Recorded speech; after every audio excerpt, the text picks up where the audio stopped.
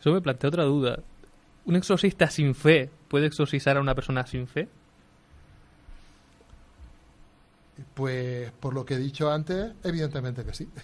Por eso es algo que, por ejemplo, en estas películas no suele pasar, ¿no? Aquí parece que es una lucha entre la fe del exorcista contra el demonio, ¿no? Contra los engaños del demonio. Claro. Tanto es curioso el nexo de unión de esta película con el exorcista, y es que en las dos una crisis de fe queda resuelta con una experiencia de este tipo, una experiencia... La crisis de fe... Mira, perdona, es que es un tema muy importante, muy importante.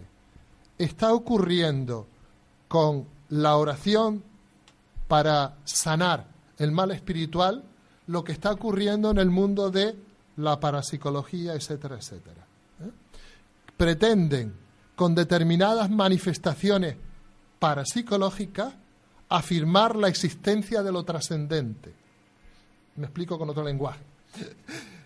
A partir de fenómenos supuestamente raros o extraños, decir que hemos demostrado científicamente que Dios existe. Lo mismo se pretende en este tipo de exorcismos parapsicológicos, paranormales, ¿no? Es decir, por eso le lleva a la fe al exorcista, ¿no? Porque ha visto un fenómeno paranormal.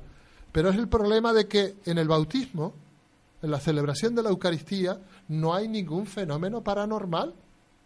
Y es salvífico para los creyentes. En la práctica curativa de la oración exorcística no hay ningún fenómeno paranormal. Lo cual no quita, que antes dije que no depende del ministro, que hombre, un ministro bien formado, un ministro bien santo, pues ayudará mejor a la persona, evidentemente, ¿no? Es decir, pero no depende de eso, ¿eh? Porque si no caeríamos en el técnico experto y que por lo tanto puede cobrar por ello, ¿no? Porque nadie es como él. Absolutamente falso, ¿no? Pues quería decirte, Óscar, que por ejemplo aquí en el rito eso se ve más claro, pero en el exorcista parece que el cura que estaba perdiendo toda la fe empieza a reencontrarla no solo con lo que ha visto, sino también con lo que ha hablado con el exorcista mayor, con el padre Merrin. Entonces el padre Carras no sé realmente si recupera la fe por lo que ha visto, que siempre intenta encontrarle algún punto psicológico, algún punto psiquiátrico o médico por donde entrarle a la niña, sino por esas conversaciones que tenía con el padre Carras. Entonces siempre creo que El Exorcista es mucho más teológica, evidentemente con sus fallos, que parece una película, que por ejemplo El Rito, que me parece una película que si quitas al demonio, porque ni siquiera sé si Baal es un demonio, que según yo tengo entendido es un dios de Mesopotamia, quitas al demonio y pones a un espíritu pagano que tú te hayas inventado, tienes la misma película sin ningún problema. Y lo bueno que tienen que las dos son una reflexión sobre la fe.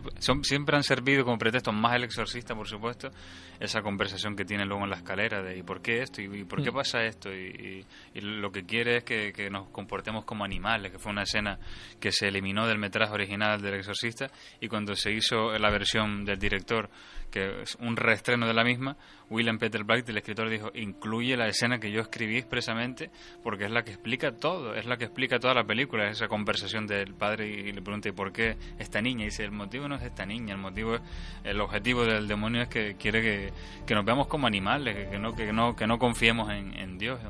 Y una frase muy importante que dice: lo que quiere es que desconfiemos de la posibilidad de que Dios pueda amarnos, ¿no? Como el objetivo último que tiene el mal siempre, y que es muchísimo más interesante y mejor expresado que en esta, ¿no? Eso fue un truco genial que se sacó el escritor, porque te viene a explicar que la teatralización de ese exorcismo es exagerada, porque lo que no importa no es la niña, sino el que lo ve, que el que lo vea pierda la fe, que el que lo vea entre en una espiral de depresión. Eso no sé si es teológico, pero es muy inteligente para la película. Sí, has dicho una cosa muy importante, ¿no? O sea, el problema de este daño espiritual, por la naturaleza que tú hablabas del mal, es el proceso autodestructivo, ¿no? El proceso destructivo. Y cada vez el proceso destructivo es mayor. Incluso hay casos que podríamos llamarlo de contaminación. O sea, yo conozco, por ejemplo, un caso que afecta a la totalidad de la familia. A la totalidad de la familia. Pero ya se nota en el ambiente, ¿eh? En el ambiente. Todo va generando abandono, autoabandono, desasosiego, falta de relaciones familiares, ¿me entiendes? Entonces va generando ese deterioro. Porque precisamente, si de alguna forma hay que catalogar a la figura, como tú muy bien decías, del demonio, de Satanás, ¿no? Es que es lo más antihumano. O sea, lo que no es humano, lo que es destructivo de la persona. Esa sería la mejor representación de la fuerza mayor que tiene el mal en la persona, ¿no? Y ya digo, afecta a la persona y afecta a la totalidad. Hay una tendencia en casos de este tipo, que como tú decías, en qué medida va lesionando lo psicológico, lo físico y todo, que es cada vez a la contracción de la persona, ¿no? A no ser capaz de nada. Lo que hablábamos al principio, la pérdida de la libertad, ¿no? Y va perdiendo la capacidad de ser dueño de mi propia vida y de mi propia historia.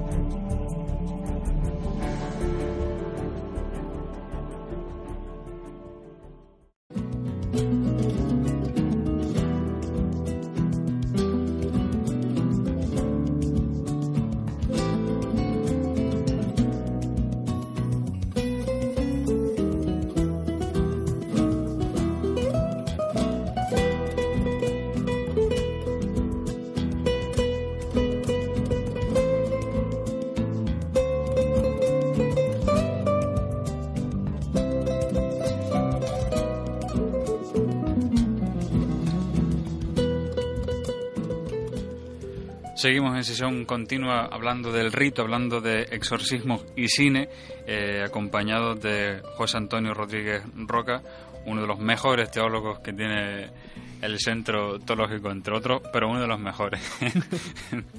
Él sabe que sí, y sobre todo cuando lo dicen los alumnos y hay objetividad, ¿no?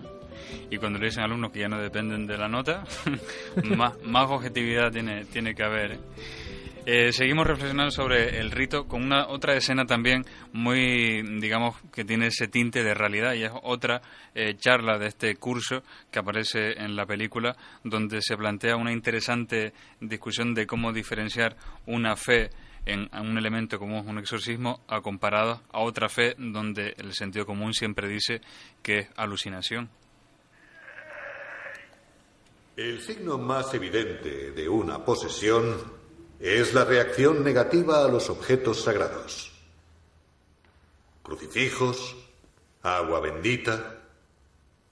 El hombre al que acabáis de oír reaccionaba así cuando le ponían un crucifijo en la cabeza. Perdone, padre. Sí. ¿Y si deliraba al creerse poseído? ¿No reaccionaría igual? He de reconocer que es muy fácil confundir una enfermedad psicótica con una posesión. Es tarea del exorcista distinguirlas. ¿Y cómo se hace? De muy diversas formas. Por ejemplo, los esquizofrénicos paranoides no son conscientes de su delirio. Ni los poseídos mientras están poseídos, ¿no? Pero los poseídos tienen periodos de lucidez. ¿Y los esquizofrénicos? No pueden manifestarse habilidades simplemente por delirar. El hombre de esta grabación es alemán. ¿Cómo habla de repente en ruso? ¿Cómo puede un niño de una aldea de África, hallado a 600 kilómetros de su casa, confesarse abducido por alienígenas? Es igual de inverosímil. Pero a él lo tildamos de loco y al alemán no, porque él cree en alienígenas y no en Dios. No estamos aquí para analizar la religión a partir de la ciencia. El objetivo de este curso es ver los fenómenos a través del prisma de la fe.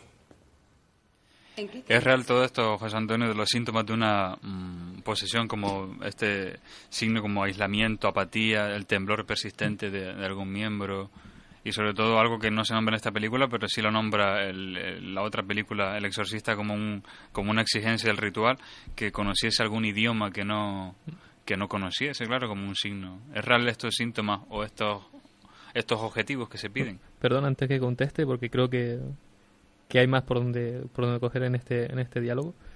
La parte que dijo él de si un niño dice que ha sido abducido por... ¿Qué explicación da la teología? Y sobre todo eso. Sí. Es verdad que a lo largo de la historia se han ido haciendo una especie de listas de... Sí, perdón, que se me había olvidado la otra.